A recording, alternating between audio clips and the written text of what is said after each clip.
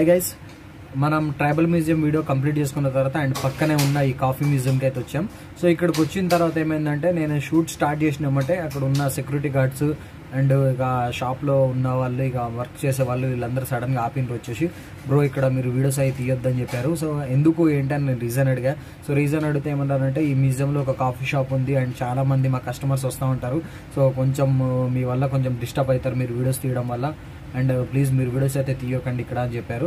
So నేను photo దిగుదాం అనుకున్నా. So photo దిగుదామన్నా కానీ అసలు మీరు కెమెరాస్కి అయితే ఎటువంటి పర్మిషన్ అయితే ఇక్కడ లేదని చెప్పారు.